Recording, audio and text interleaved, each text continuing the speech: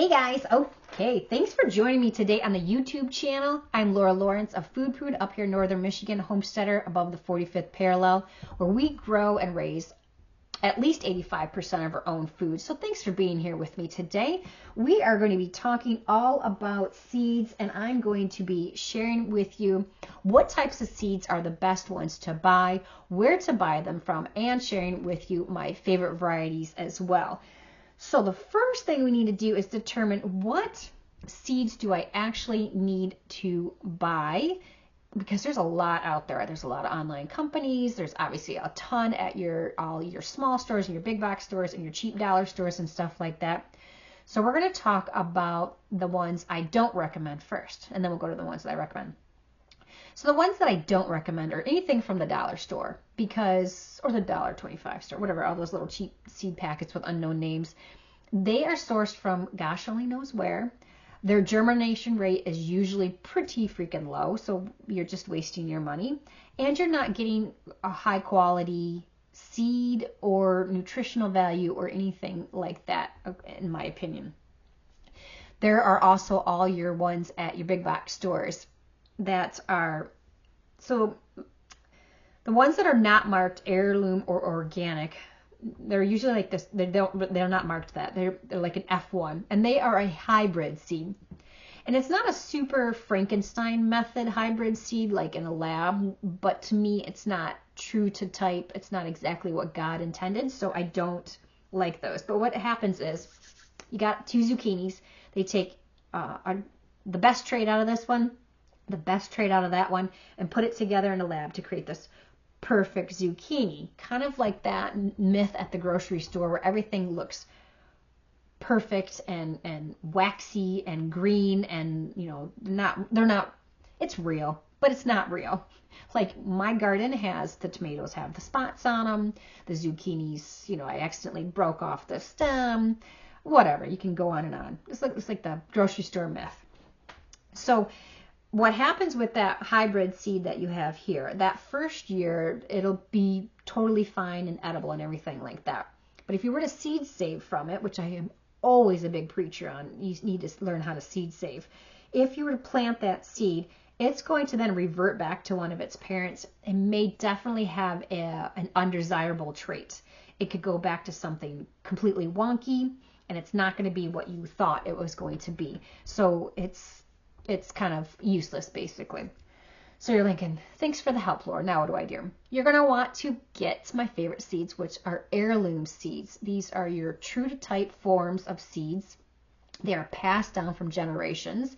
They are legacies of seeds. They are storytelling seeds. They have a superior nutritional value and flavor to them. And for me, it's like what God actually intended. So I absolutely love heirloom seeds. And so the seeds will be labeled heirloom seeds. And I get most of my heirloom seeds from Baker Creek, which is rareseeds.com. I have just been buying from them for so many years. Their germination rate is always very top notch, and they always just work out good. And I know that they're heirloom and I can seed save from them. However, one caveat of buying from them is that they source their seeds from all over the world. So you will need to do some research on what seeds will actually grow in your environment. So for me here in northern Michigan, I can't grow like the loofah thing, which is a big craze lately. I've tried. It just doesn't work. I've tried because I thought, I'm going to just try it. I'm going to do it. What a waste. It just does not work out. The growing season is much longer than I can provide. The heat they need much more heat than what northern Michigan can provide. I can't grow bananas, avocado, stuff like that. No tropical type of stuff. And even like, my southern state friends, you probably have a harder time growing, I'd imagine, like cabbage and cauliflower, unless you can, but your timing is different. Luckily, you have much more time to play with. Up here in Michigan, I have a little bit over 100 days between those frost dates, so I have to be very careful. So even though all their stuff looks so beautiful and so yummy and so delicious, you should definitely do some some research on what can actually grow. And you could look a little bit of a hint on that. You can look for maturity days. It'll say on the back of seed packets and hopefully on their website how many days to maturity. If it's outside of your frost days, then you know, check that out. So definitely check that out. Another one I like to buy from is High Mowing. So these I've seen be sold in stores and stuff like that. I really like them. Online, you have to order $200 to get free shipping, which just drives me nuts. I like to get my corn from there because they have an open pollinated corn called Kiss Me Sweet Corn, which is easier to seed save from. So I like it from there. You could also get them from, I'm going to try this year probably a couple different varieties because he's actually here in Michigan. He's called Small House Farms. And I'd like to try him. He's a pretty cool guy. And herbs I get from Siskiyou Seeds out in the Pacific Northwest. Again, not quite my same environment by any means, but I would like to get some of my herb seeds because can't always find them everywhere. And then, let's see, this is how I store my seeds. Now, I do a lot of seed saving, but it's only brought in only in the seed packets. So this is how I store my seed packets. This is actually just a 3-ring binder with those 4x6 photo album pieces, and then I just kind of put them in here. And I just kind of categorize them by putting all the tomatoes in one area and all the, you know, peppers in one area and whatever, so forth. And that's pretty empty because I have them all in here. So I've got all these seeds in here that I have pulled out to use or maybe not used, and I don't have time during the planting season, so they just get thrown into this little tote thingy here. And then during the winter time, I will go ahead and reorganize them back into the binder. And then that helps me keep track of they're all together, and then I can look, do I need to even buy any tomato seeds? Do I need to buy any herb seeds, or do I have a sufficient amount? Because seeds can be addictive, and those who know what I mean. You could buy a lot of different packets of seeds and you don't need that much. So really can kind of keep track of your costs, and you want to keep track of your varieties.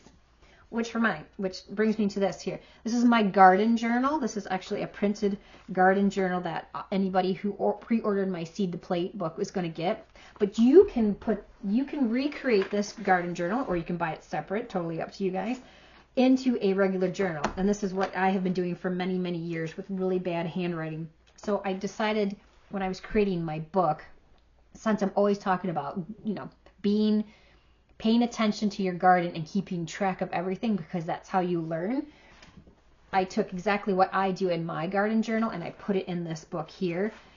And this will keep track of your garden for 4 years. So it just kind of, you can do this on your own, or if it accompanies the book as well, but it's certainly by itself. But it just kind of helps you keep track of your frost dates. Huge. You got to learn, you know, your garden zone and your frost dates. You know, planting. See what I say about the garden there? The love of a garden starts with a single seed. It really does. It's amazing. Now I need my camera to come back and focus. So we're going to keep track of seed starting. Like if you're going to seed start inside or seed start out in the garden, because some seeds you start indoors and some you actually, you know, direct sow and stuff like that, but you want to keep track of everything. If I could get it to come back in. Cool. There we go. I think we got it. So you want to keep track of everything. You want to keep track of where you bought it from, what variety it was, or what the germination rate was, and did it grow good? Did a pest really like it? Were you able to harvest from it and then take that harvest and preserve from it? Keep all track of all your costs. Keep track of your weather. It's such a huge thing to keep track of your weather. Very important. Keep track of your layout. You want to write about your crops. You can also keep track your preservation and your harvest trackers. So when you start harvesting stuff, you're going to want to start writing it down.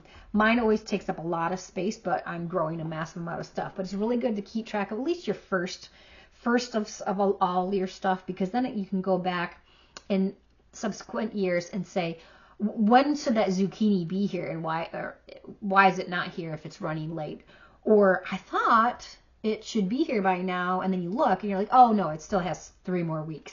So it kind of keeps you on track too, and then your expectations, you know, in check. And of course, if you're doing any type of preserving, that's an amazing way, because then if you were preserving it, how did you preserve it? Did you like it? And that means maybe your quantities were actually really bountiful, and that's probably what you would want to plan for next year. Always keeping track of your to-dos, your learning throughout the year from either, somebody at Food Prude. You might want to write down to-dos. And then actually a new area called favorite moments, to either paste in a picture or sketch or draw or talk about maybe the kids planting something, or your biggest potato, your smallest carrot, or just something fun, or that, anything fun. Just kind of your favorite moments, because this is your garden journal, and any type of garden journal you want to write in, and it's important to keep track and remember the good and the ugly, right? And of course, gardening is faith in action.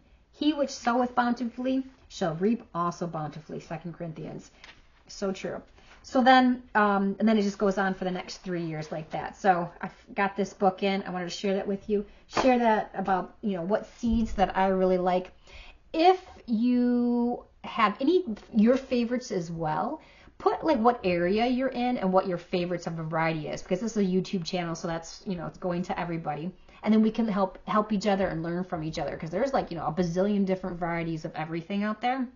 And some work in areas and some don't. So it's really helpful if we can help each other out. So make sure to subscribe, like, and I absolutely love hearing your comments from you guys. So God bless, and I will see you at the next video.